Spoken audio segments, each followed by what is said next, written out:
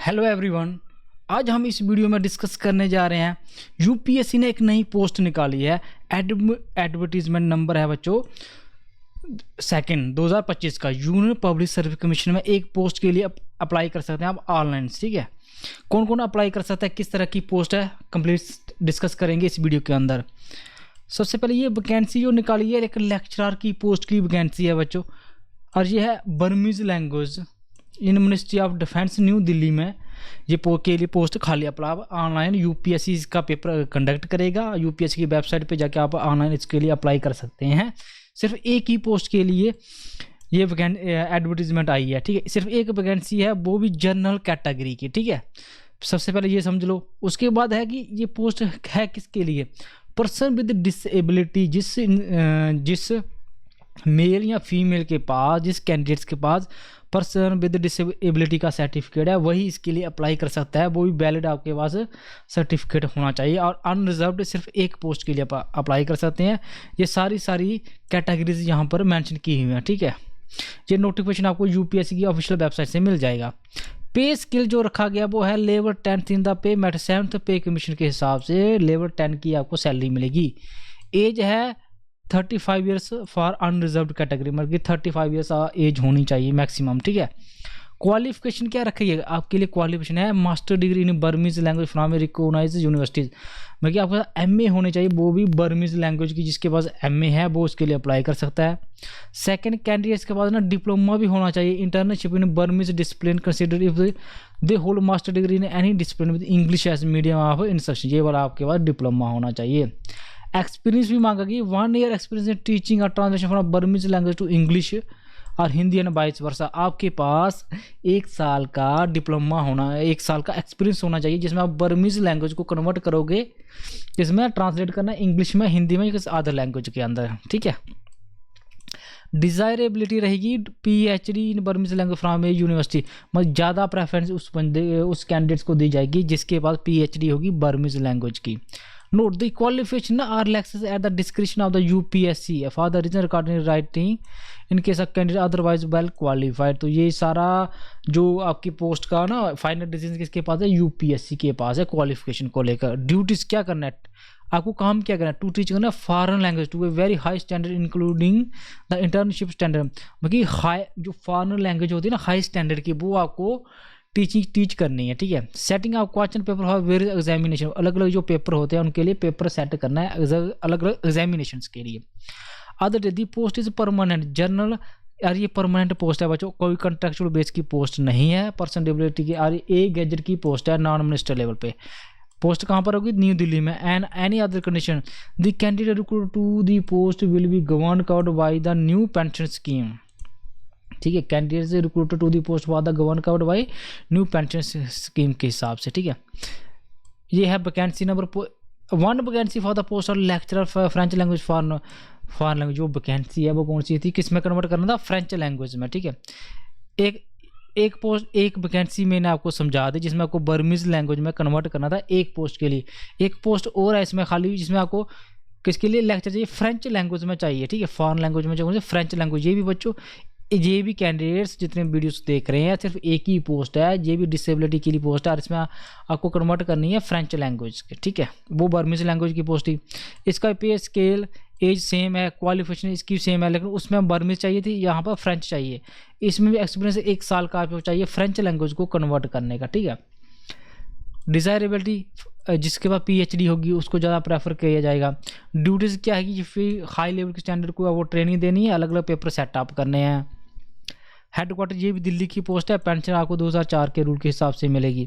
उसके बाद अगली पोस्ट और निकली हैं इसके अंदर कि 2 वैकेंसी और हैं लेक्चरर की, Russian language in the school of foreign language ministry of defence. मतलब आपको रशियन लैंग्वेज की पोस्टें भी प्रोवाइड करनी है। मतलब 2 पोस्टें हैं रशियन लैंग्वेज को लेकर। इसमें आपको एक पोस्ट होगी अंडर जनरल कैटेगरी, एक शेड्यूल ट्राइब की है, लेकिन फॉर्म कौन लगा सकता है, पर्सन विद डिसेबिलिटी वाले ही लगा सकते हैं। ठीक है, ये था इसका पर्सन विद डिसेबिलिटी के सर्टिफिकेट जो दिए हैं अलग अलग प्रकार के। ठीक है, टोटल 2 पोस्टें हैं।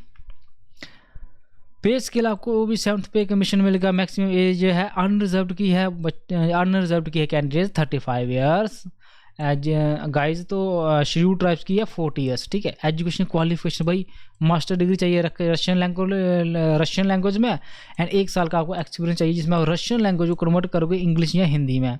PhD वालों को प्रेफरेंस दिया जाएगा।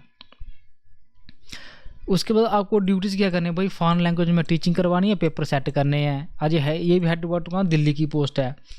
तो ये थी पोस्ट। और इस पोस्ट के लिए आपको अप्लाई करना है UPSC की वेबसाइट पे जाकर अप्लाई करोगे। To the above post from 22 March 2025 से आप अप्लाई कर सकते हैं।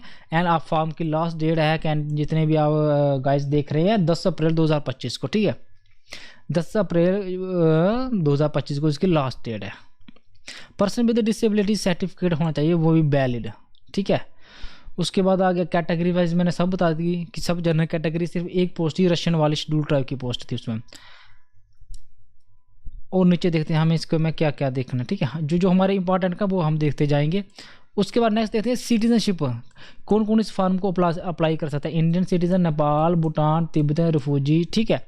एंड जो इस इंडियन ओरिजिन जो जहाँ पर रहते थे, ठीक है, वो सभी इसमें अप्लाई कर सकते हैं। एज लिमिट मैंने आपको बता दी है, क्वालिफिकेशन भी आपको बता दी है ऊपर, ठीक है। नेक्स्ट देखते हैं कि the candidate should therefore mention all his her qualification experience in the relevant field over above the minimum. जब आप फॉर्म भरोगे आपके पास जितनी भी क्वालिफिकेशंस होगी, जितना भी एक्सपीरियंस होगा, जो सर्टिफिकेट होगा, सबको आपको अप्लाई करना है, ठीक है।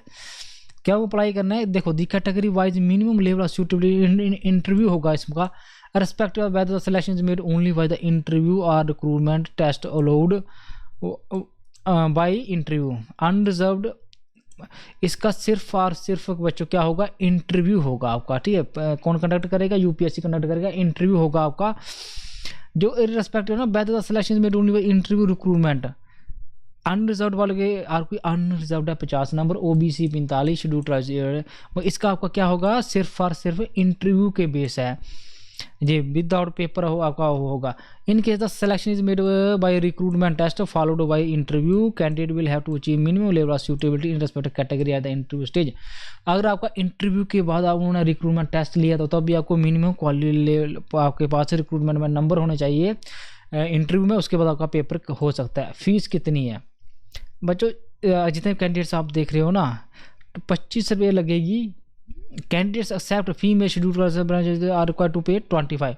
बाकी female schedule tribes person with disability, इनकी सबकी फीस जो है वो नील है। और ये फॉर्म पर्सन विद डिसेबिलिटी है, इसलिए किसी प्रकार की आपकी फीस नहीं लगेगी, ठीक, कोई फीस चार्ज नहीं गई, क्योंकि ये फॉर्म ना सिर्फ person with disability and schedule tribes के लिए है। पहली 2 पोस्टें जो थी बर्मीज या फ्रेंच, बहुत से पर्सन डिसेबिलिटी की थी, रशियन में schedule tribe person with disability, इसलिए किसी प्रकार की आपको फीस नहीं देनी है इस एग्जाम के लिए, ठीक है।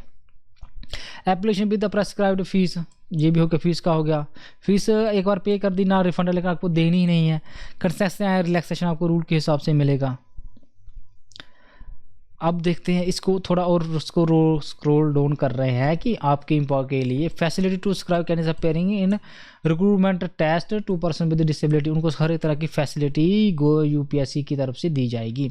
आपको अप्लाई करने के लिए भाई आपको ऑनलाइन अप्लाई करना है, फोटोग्राफ चाहिए, ठीक है, जो भी सारी डिटेल होती है, सारा फॉर्म आपको ऑनलाइन UPSC की वेबसाइट पे जाके इसको फिल कर देना है अपने पूरे डॉक्यूमेंट्स के साथ। वैलिड डॉक्यूमेंट लगाने हैं, वैलिड ही आपको डिसेबिलिटी सर्टिफिकेट लगाना है, ठीक है। Candidates with in the time सभी कैंडिडेट्स इसको अप्लाई कर ले। मैं नीचे इसको स्क्रॉल डाउन कर रहा हूँ।